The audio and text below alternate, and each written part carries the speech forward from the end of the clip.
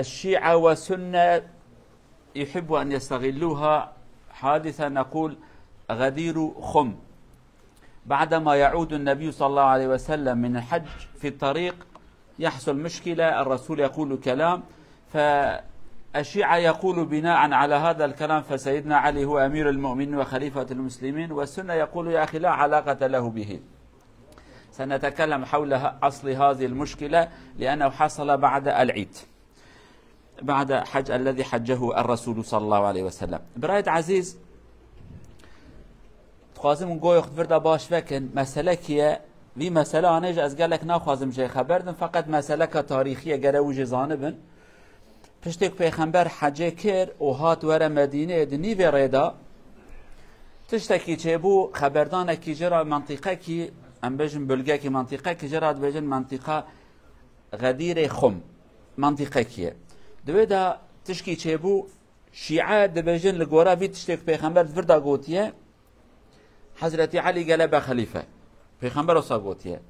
سنی دبجن حیرا و تشتا پر لزیده کریه پیغمبر نگوتیه پیغمبر خواسته وی تشته بجه وجه لزیر زیده کر و يعني تدي قد بو عاشوره هدي يعني تبرنجو وان بجن تشتكي تاخي شكله كي تكر عاشوره ده تشتكي كيفنا بدبا عاشوره وكريا عاشوره پیغمبر قدرج نكريه دسه مساله هنا پیغمبر لو ما بي خبردان كريه اما انا السروي جواره خبردن كا اصلي بي مساله هنا چه بو جبونه امته بزانبن صبروا محققهم بخوازن نخوازن ون بهين كياره خبردن عادت مسلمان مهنه ام تاريخ خود كولن هردم ام چه مریش قبره درد خیام مریک من رحمه خدای بچو یعنی جیک ام تماشه روز خوی هاتی بکن صبح ام چه بکن او تن الجمه با پیر مچکر با پیر مچکر عستی و چو رحمه خدای تبا در باس بو یعنی هنک مسئله تاریخی هنه گره ام و نکن خبردان نکن فقط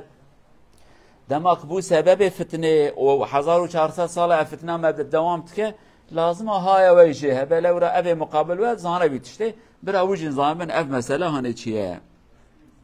اصل المساله ماذا حصل؟ سيدنا علي كما تعلمون النبي صلى الله عليه وسلم كان قد ارسله الى جهه اليمن حتى يكون واليا ويعلم الناس الاسلام، فحينما ذهب النبي الى الحج صلى الله عليه وسلم سيدنا علي كذلك جمع الذي معهم كان هناك اموال الصدقه ام غنائم، قال نذهب إلى الرسول وقال لهم تعالوا خلفي، ولحق بالنبي وحج مع النبي صلى الله عليه وسلم. إلى هنا كل شيء مضبوط في الطريق. الذي حصل الرسول صلى الله عليه وسلم حينما سيدنا علي ذهب إليه وسيدنا علي رضي الله عنه كان قد أوصى نائبه الذي هو يتولى هؤلاء الناس، قال خلي بالكم من هذا المال ولا أحد يأخذ هذا المال، هذا المال مال الصدقة لا تمدوا يدكم إليه. خلاص الذي حصل بعدما ذهب سيدنا علي هؤلاء ألحوا على القائد وأخذوا منه الغنائم، فحينما عاد سيدنا علي ورأى بأنهم قد تصرفوا فيه قال أعيدوها إلى بيت المال، هذا مال الصدقة لا يحل لكم. فبدأوا يتكلمون في حق سيدنا علي وظلمنا أخذ حقنا وهذا يعترض عليه. فبناء على هذا الاعتراض النبي صلى الله عليه وسلم تكلم كلاما في حق سيدنا علي سنقول ماذا قال، ولكن أصل المشكلة هذا هو، هذا احفظوها في عقلكم. أصل في مسألة شبو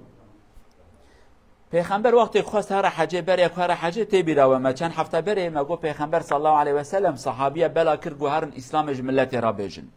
یک جوانج حضرت علی و حضرت علی پیغمبر وشان عالی یمنه وان داره گو هر اسلام ملت را بجه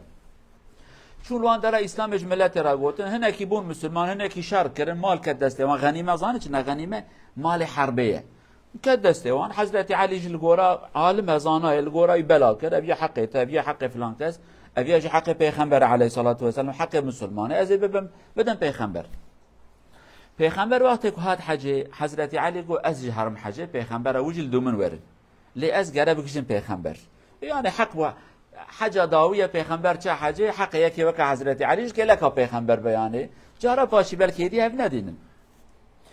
او مال اوان انسان ای صحابیه اوکم حضرت علی رانوان گو که وان کدنیش نادی مگونا حق وننه دوی وان هنل دوی خوشیار بونه ایگو دوی من راحت مکم دوی مسلمان اسیارن گو نه وانا کس کی گره دست خونه دی که اوانا گره تسلیم پیغمبر بن او زانه ور حاصل وانا بشكي حضرت علي خو عاجز كرن حضرت علي دي عجله كرگیشت پیغمبر حاجی کرا گفت تم مازنه وان گروه وان یعنی قافله هانه تم مازنه بی قافله امجرات به نائب وکیل وی اوانای چون اصرار کرن فی وکیل فقیر جی نکارو بجنا رابو مال داوان جلا داوان حسبو دوا داوان لیسیار بون هدی حتی وقتن او نگشتن حجه حضرت علی حج کرد پیغمبر گو علی هر پیشه حواله خوکا چت کنه حالوان حضرت علی ها چه تماشا که مال بلا کرنه دوا سیار بونه جلال خو کرنه تشتک نمایه حضرت علی عاجز بو گو تف زبرینن الا مالی وننه گو حقی وننه نه حلالش ورا یعنی اصل مسئله چی بو اوانا هجا پریوان باش حلال و حرام حق و حقوق باش نظام پریوان نو بونه مسلمان ای حضرت علی عالم زانای حق چیه حقوق چیه ما فکیه حضرت علی زانمو چت که وانا نظام بون هجا نو بونه یعنی زانه بود وانت نبو جبروی اوان گو قیدما حضرت علی مش كيف اخو نادوان نظام حضرت علی زانبون اخو نادوان گو قیما کیف آید خوازه پشتی که حضرت علی بی مال اشتوا سن حالا وانا ایجان کی عاجز بون دلوان دنیا شیرینه آزانی دنیا شیرینه یعنی انسان کی کفچی کی هنگف یاش تلیای هنگف و دفع تدابت بخوی دنگی خناکی کو هنگف بقدت پیچای گست کی یعنی بشره اواناش خو عاجز کرون در حق حضرت علی ده خبر دان وردا و ایدا گوتن تشتا گوته حتی پیغمبر هات صلی الله علیه و سلم او چو شکایت چی کرن گولا علی کی وردا و ایدا کریا و حق من دا من حق ما کریا و کنو کریا یعنی هنکی زمان خود ریش کرن مساکینو بیشن کرا و خاصا زیده پیش دانه چونا پیغمبر صلی الله علیه و سلم نهر مثلا و نامشه یعنی یکی وقت حضرت علی کو قزوبیا مسلمان اما قوي الاسلام ده وعالم لو زانه جاهل نه يعني اوانه قيمتها وين زانت خوازن تشتكي بكن پیغمبر احتياجي ديد كو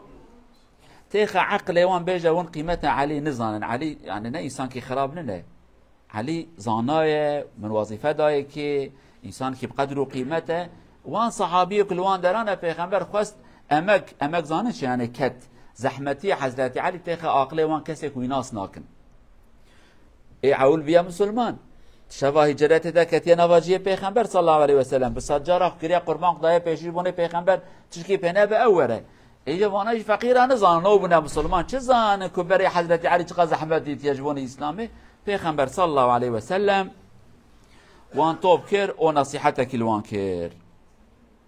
طبعا بعدما النبي صلى الله عليه وسلم جمعهم أراد أن يذكرهم بمكانة علي رضي الله عنه بينهم والسبب لأنهم قالوا علي أخذ منا هذه الأموال والمال كان المفروض يكون لنا ولكن علي تصرف بكيفه وليس بناء على شيء يعتمد عليه من الآيات والأحاديث والعلماء يقولوا معظمهم كانوا جدد في الإسلام لم يكن لديهم خلفية قوية ومعلومات جيدة عن الإسلام يعني لم يكونوا يعلموا ما هو الغنيمة وما هو الصدقة حق الرسول حق المسلمين ما كانوا يعرفوا هذا كثيرا سيدنا علي يعلم من العلماء الكبار من بين الصحابة فاعترضوا وتكلموا كثيرا فالنبي صلى الله عليه وسلم أراد أن يذكرهم بفضل علي عليهم وأراد أن يقولوا علي لم يتصرف من تلقاء نفسه لديه معلومات إسلامية فعلي هكذا فالنبي صلى الله عليه وسلم جمعهم وتكلم هذه الكلمات التي سنقرأها بعد قليل پیغمبر صلى الله عليه وسلم اجا وان توب كر گور كون ببن جبونه كو قيمة حضرت علي بزان بن اوانا اجا نوكتنا اسلامي ياجي پريوان سالا كي ششمه حضرت علي زانه پیغمبر وان كوب كر وجارة كادين كي نصيحته كلوان كر طبعا فيها تشتكي كبير وانا كن ابي كلوين جمارة وان كيما وكا اي حاجين ملات هدي بلابو اوانا وان گروبا که پیغمبر حتی آلی مدینه دهرن او مانه قابل 20,000 40,000 50,000 ام نزانن لو رأي حاجه تقريبا 120,000 بون حج خلاص بو هما يدي ملت شوي بلا بو چوا انم چن حجه یا چوا حج رو سه حجه هرکس بی کدات چه یعنی ابي كورن كي من ابي پیغمبر جاتن گروبانن کی کیم بو پیغمبر وان توب كر صلى الله عليه وسلم اوان كلمه جوانا گو كلمات النبي صلى الله عليه وسلم بعد الحمد والصلاة يقول أما بعد ألا أيها الإنسان أو أيها الناس فإنما أنا بشر يوشك أن يأتيني رسول ربي فأجيب أي قريب سأموت، هذا معناه. وهذه الكلمات قد ذكرها في خطبة الوداع. يقول يعني على وشك أن يأتيني رسول ربي، والمقصود به ملك الموت، أن يدعوني إلى لقاء ربي، وأنا سأقبل وسأذهب إلى ربي، وأنا تارك فيكم ثقلين، كتاب الله فيه الهدى والنور، فخذوا بكتاب الله واستمسكوا به. فحث على كتاب الله، ثم قال وأهل بيتي وأذكركم بأهل بيتي. ذكر النبي صلى الله عليه وسلم أهل البيت. كان يعلم هناك كثير من الناس لديهم خلفيات سابقة ربما يتصرفوا ويعملوا أمور ينسوا فضل أهل بيت النبي صلى الله عليه وسلم، فذكرهم الرسول كذلك بأهل بيته حتى يحترموهم، من أجل عين تكرم أو تحترم ألف عين، فما بالك إذا كان هؤلاء من أهل النبي صلى الله عليه وسلم وأقاربه وآمنوا به ودافعوا عن الإسلام. فالنبي أوصاهم بأن يحترموا كذلك ويحبوا أهل بيت النبي صلى الله عليه وسلم. پیغمبر صلى الله عليه وسلم خطبه خوانجار قادی چند کلمه گو گلو انسانه گو از انسانه کیمه، یعنی از تشتکینن از انسانه کیمه گو بلکی اما نزیک دا قاصد وزانن چیه قاصد بکردی، یعنی معنا اوی تشینی رسول معنوی قاصد خوده ورج مرا بیجه که امانت خوده. مقصد پیغمبر یعنی ملائکت مرنه که ام کرمانجی جراد من ازرائیل، يعني مقصد او ناوینه ازرائیل لما بیا نظامش که هاتی بی ناوی او ملائکت كرح دستينا ورش پیغمبر بجا كوي امانته دبي ان يزي هرم هاز ندك ما يتسم جارك هادي اف خطبه كل عرفه دغو يا پیغمبر سا تکرار کرد بروان کلوینه اوی کو یمن هاتنه اوی کو خطبه پیغمبر گوداری نکنه پیغمبر خواست دنگ هروانجی یعنی از نزیک تا بمرم پیغمبر جوانا گود تشتام جوارا اشتیا دست پیگرن یک قرآن پیروزه کتاب خوده جنقتن قرآن رهبرویه اواد دوی عائله من مالباتا من اهل بیت پیغمبر اهل بیت هات گوتن بکرمانجی خودن بيجي عائله ملو زاری مالا من زاری مالته مالتنه حضرت علی نورمال ناکه ناو اهل بیت چمکی زاوایه لی پیغمبر گوت تجیب که ناو پیغمبر یکره حضرت علی سر خبردان پیغمبر بو پرچکی عائله پیغمبر بسمامیه فقط پیغمبر گو ناتجیب که ناو عائله من اوج بو پرچکی عائله پیغمبر علیه الصلاه و السلام پیغمبر گو عائله جهای وجوان هبها عائله حسب بکن رحمل وام بکن دست خود درجه وام بکن آلیکاری وام بکن وی تشتهانه جی برهای وجه هبه ابجی تشتکی بشر جار نه که انسان پیغمبر قبول کن فقط کینو نفرت و نیرتی و عاجزی وانا بره عرف و عادت انسان دوام کن پیغمبر خاص بی عرف و عادت جبیر باب کن و قیمت عائله مج بزان بن وانا مروه منه بمراز رحمت دیتنه مثلا کتابی راوه لما کی وقت کافرا گو ام عائله پیغمبر دور ام بجن حصار انبار گو بدن سری بسمام پیغمبر کافر جونالی کاریوی کرن اوج پیرا برچیمان انا وقاس عائله کی پیرا زحمت دیتن پیغمبر جه طبعا قصای په نو ابي دهانيزيك وايش بانا هبن كي رحمه الله ممكن ها يعني عائله من الاقرباء من بتشكي اوقا دل برانر ملهم برون دل حشك نبن. وبعد هذه الكلمات النبي صلى الله عليه وسلم يمسك بيد سيدنا علي ويقول يرفع يده يقول من كنت مولاه فهذا وليه أو فعلي مولاه اللهم والي من والاه وعاد من عاداه بهذه الكلمات الصغيرة. وفي رواية من كنت مولاه فعلي مولاه. كلمة مولى في اللغة العربية كلمة بعيدة وطويلة ويدخل فيه أمور كثيرة ولكن معنى الذي يقصده النبي صلى الله عليه وسلم على ما يقول العلماء الذي يحترموني ويحبوني ويقبلني كأخ كنبي كرسول. طبعا علي ليس رسولا وليس نبيا. الذي يقبل ولايتي ويراني قريبا من نفسي فليعلم بأن علي كذلك هكذا لا فرق بيني وبينه ليس من ناحية النبوة لا نفهم هكذا ولكن من ناحية الإخلاص والمحبة والاحترام والتعاون افهموا هذا حتى يزيل الشكوك والشبهات الذي دخل في عقل هؤلاء قال اتركوا هذا خلاص يعني لا تروا عليا عدوا فعلي كأنه يقول مني وكما تحترموني فعليكم أن تحبوه وتعينوه واعلموا بأن عليا لم يعمل شيئا فيه خلاف لشرع الله عز وجل. وطف هذه الصفحة ويمكن أن نقول انتهى ولكن الشيعة يقول فالنبي أطال قال ما هو خليفتي وهو ولي أمري وهو هكذا يطول أمور كثيرة والعلماء يقولوا هذا من جيبكم النبي صلى الله عليه وسلم لم يقل هذه الكلمات، فهذا من إضافاتكم، ولكن المختصر هذه الكلمات التي قالها النبي في حقه صلى الله عليه وسلم. وبعد ذلك ذهب إلى المدينة المنورة. پیغمبر جا گو گلو انسانا گو اوه که از کلمه که پیغمبر خبتان مولاد زمان عربی ده وکا بجه اوه که از مزنویمه، اوه که اجرا شهرینم، اوه که اجرا بقیمتم، اوه که از وکا بجه تاج سریومه، علیش تاج سریویه ها بجه زانبن. جارنا عادت انسان هیت بخوازی که قیمته یکی بلم که دبی حیره بنی از حواله که مبیاج حواله وانه، از دلی که دا شهرینم ابیاج دلی وان دا شهرینه، از نیاره که مبیاج نیاره وانه. فی شکلی هانه تتخوازی بجی پیغمبر وان کلمه گو اوه که از مزنیومه، اوه که احترامم دگره برای احترام علیش بگره. جبونی او فتنه چه نبی خبردان آنه که فرداوی دا برنو آنین و چه کرن پیغمبر وی خبردان آنه وی دفتر آنه گرج عقل توا درخست و در حق علی دا زیده خبر ندن یعنی. وجمن حسب بکن ونی احترامم بگرن گره ونی احترام علیش بگرن. علیجی حواله منه درای آمداد چه انسان کی پاک و صالح. فقط چه بو ایجا برای ما شیعه ایجا این کلی زیده کرن. زید تشتک پیغمبر نگوتیه دبی گوتیه از خلیف از مزنه که ما علی مزنویه، از خلیفه علی دو من خلیفه، علی دو من مزنویه، علی دو امیر المؤمنین. ور حاصل کلام تشتک پیغمبر نگوتیه کرن ناوای زیده کرن لو ما ایجا ایرو نکارن انکار جی بکن اموان نکارن هب جوارن یعنی اموان نکارن. مثلا خریستیان و مسلمان نکارن جی کلاوه چون که خریستیان پریا گوتن عیسی علیه السلام لای خوده گوتن خلاص کتی عقله و نکاره درکبه یا بجن امشاشن عیسی نلای خوده حتی اموان خدا کی دل هف بکن اموان هم نکارن له بکن امام دو خدای ما کریتنه و دی کرای لای هه خدای لای هه والله چه نابه یعنی اموان هم نکارن راستی ابر الهی آوا ما بکردید آوا ما جوه کی دانا چه یعنی او بین اف اموهات بجن شيعة وسنيج أفروبلما وانا خد إسلامتي يبدأوا أو شو. أمر آخر بعدما النبي صلى الله عليه وسلم وصل إلى المدينة أتاه أخبار من جهة الشام بأن الروم هاجموا على المسلمين الموجودين هناك في أطراف الشام يقتلونهم، القوافل الإسلامية يقطعون طريقهم، فبدأوا يؤذون المسلمين ويجمعون الجنود للهجوم على المسلمين. يعني لا راحة للنبي صلى الله عليه وسلم في أيامه الأخير كذلك يعمل ويشتغل ويفكر في الأمر المسلمين. الذي قام به النبي صلى الله عليه وسلم ملاحظة افهموا،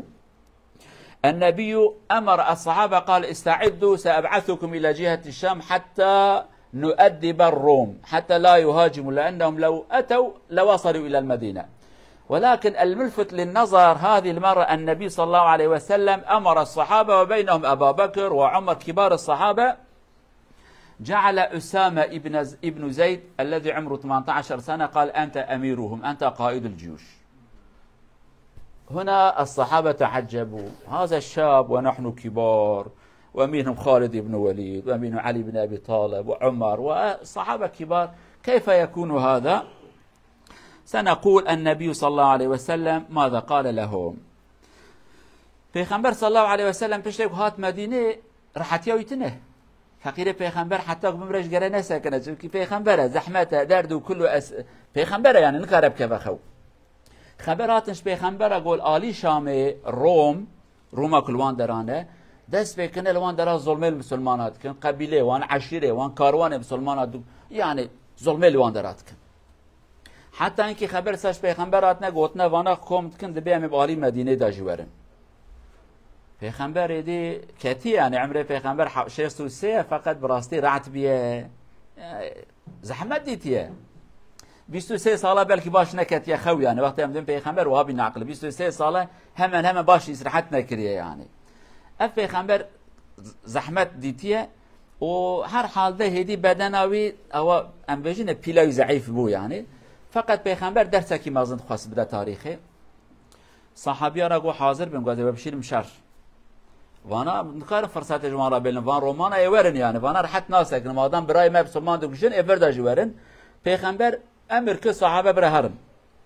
گنج و اختیار و میر و پیر تب حاضر کرن تشتی کتبه دا ایرول سر بسگنن پیغمبر کی کر سروکی وان صحابه کی عمری 18 ساله ایرو 18 ساله ما انا نزن هم توالته يعني او قصه حساب کن مع الاسف اسامه كره كي كره زيده او زيده كو پیغمبر زمان کی تقول زيده كره من او زيده هانه كو كولابو يساندن اسامه كره پیغمبر کو تسروك وانا تسروك قائد واني حضرت علي ناف دايه حضرت عمر ناف دايه حضرت عمر تي دايه خالد كره وليد تي دايه وار حسن وان كردي بن گرگر تب ناف دانا ها پیغمبر کو تب اسامه تسروك واني صحابيه بچکی مزمز کرد یا رسول خدا دوی گنج هانه یا چیزانه فرداویدا یکی پیر یکی ظلام یکی واسم بلی قالن تنکورن پیغمبر صلی الله علیه و سلم پیغمبر صلی الله علیه و سلم زانه چت که یعنی بیا باش بزان بن پیغمبر وان کوم کر گورن فرا طبعا الصحابه بدأوا يعترضوا على قيادة أسامة هذا الشاب هذا لا خبرة له هذا صغير فهناك أشخاص ما شاء الله عندهم شنب هكذا واللحية هكذا وهذا الشاب الصغير يعني بدأوا يعترضوا ويقول يا رسول الله أليس هناك واحد أفضل من هذا ويكون عنده خبرة فالنبي صلى الله عليه وسلم فقال إن تطيعوا في إمارته إن تطعنوا في إمارته فقد كنتم تطعمون في إمارة أبيه من قبل حينما جعل الرسول زيد قائدا كذلك قال واحد آخر يكون عنده معلومات قد احترتم على قيادة أبيه وإيم الله إن كان لخليقا للإمارة يعني هو يستحق أن يكون أميرا وإن كان من أحب الناس إلي خلاص فانتهى الأمر فالنبي قطع قال خلاص يعني كنتم تعترضون على قيادة أبيه والآن تعترضون عليه أبوه كان يستحق القيادة وهو يستحق القيادة وخلاص لا تتكلموا فانتهى الأمر. الملفت النظر الذي علينا أن نأخذه بأن النبي صلى الله عليه وسلم بدأ في حياته يعلم الشباب على القيادة وجعل الكبار بجنبهم حتى إذا حصل خلل يعينوه ولكن إذا تركت الشاب دائما في المؤخرة متى سيتعلم؟ لن يتعلم. اجعله في الأمام واجعل الكبار بجنبه إذا أخطأ وخلل في أمر من الأمور حتى يرشدوه ولكن إذا جعلت الصغير والشاب دائما في المؤخرة لم تعلمه ولم تدربه لن يتعلم. فالنبي صلى الله عليه وسلم أراد أن يعلمنا هذا الأمر وقد حصل ما كان النبي يهدف إليه وحصل مثل هذا كثيرا في التاريخ شباب 19 20 21 22 فتحوا البلاد والمدن الكبير يعني فهذا كان كذلك بشارة خير بأن علينا أن نستفيد من شجاعة وحدة ذكاء الشباب وكذلك من خبرة ومن تجارب الكبار حتى يعينوا بعضهم. امورن پیغمبر جوانه گوچگون احتراز لویات کنوسا گوره گو احتراز بابی ویجید کری يعني بعد گو بابی ویجی پر نماز سروک کی جهاتین نه والله گو بابی ویجی لائق و ابیج لائق بو يعني خلاص دفتری کرد قدرش نکن يعني وكبيجا اجوا چتر انسان ناستكم ون بلكي نيكي تشتا تماشات كن از حيوان زانم يعني پیغمبر زانا ابو پیغمبر گو احتراز بابی جی کر احتراز ویاجید کن ودو داجنا حقن دفر داجنا حقن ابيا لائق کو بسروکی و هو الحاصل امی انا حفتهاتی بحثایی بکن چواچه بو لو رب ایدی پیغمبر بلاک نخوش کرد اوی عسکر لوی ساکنی حتی کان فهم کن که چه پیغمبر وفات که باش به چه دبه امی بحثایی بکن فقط درس مهم مش مرا چیت وردا پیغمبر چی ما وی گنجشان براستی علی هبو خالد هبو عمر هبو انسان مازن خودش تا راضی به هبو پیغمبر خواست درس کی بده متوا حتی قیامته قالوا بسلمانا گنج خو پیش دا بینن جانا وام بدن پیش برا تجربه وان چه به برازانا بن ابراهیم ببن فقط نتخو بدي پیش و تيروني تبيجي ان شاء الله ضرر بكنا تب عاقل خوش بدي كلاكاوي يعني انسان تجربه لابي مازن برا اوج الكلاكاوي بن كافاكو احتياجيه برا فكره خوش را بجن نصيحت زي بكن كيماني كي دركت بجنات تدبردا كيماني كي كر علي كارياوي بكن يرود عالم ما يبسلمان هذا چي گنج متفش باران حال پیش داتنه تچ حيله تچ فهمتكي مبارك از نيمه پیش از چواهين ببم بيلم براورم پیش گنج مهردم داویدن ام تشتکی نادن وان ام نابم برات رو كده ببن سروك ماشي ورا كلا كامن تفي كاري هاني بك دحب بالتجربه جدا كلا كوان براو جالي كاري يمكن عجبا كيماني زانيت كدا چبو اي كوات بيانه كي انسان پیش دانا چه لو ما يرو تماشا جماعت مسلمانات كتاب عمريان مازنن گنج وانتنن ها گنجاش برا هشتنه تجربه کی نادر وان فتوا کی اذن کی نادر وان دری کی جوان وناکن کووانا تشتکی بکن گنج هبه پیشیجی خودتون داوی لبه ان شاء الله تزرار بکی بر هر کزانه بکو گره از بمانه بونه اویان نه عقل نه اوه پیغمبر بان صحابیه دا دورا اسامه جبون الکلک هایی بن خالد کره ولید گلوی چون صحابیه تف چون وانا یعنی وانا تف چنه تجربه خو اجرا بجن گره تبیاجی پرورده بکی تربیه بکی حتی بکی نه سروکاتی و نه مزناتی به هر حاصل اویاج درس کیه ایرو اگر کو گنج مد پیش داتنه بند اداره داتنه بند سیستم داتنه بند عیبا ما مزنای ما گنج خو پیش دانانیه ما بار وان گران کریه ما نخواست تشتکی بکن لو ما ایرو امنا بنشتکی خد سلامتي يبدأ إن شاء الله حتى حفتاتي أم بدن بإذن الله إلى أن نلتقي في الجمعة القادمة ابقوا في حفظ الله ورعايته وفكروا في سيرة النبي صلى الله عليه وسلم كثيرا ماذا نستفيد من هذه السيرة النبوية والسلام عليكم ورحمة الله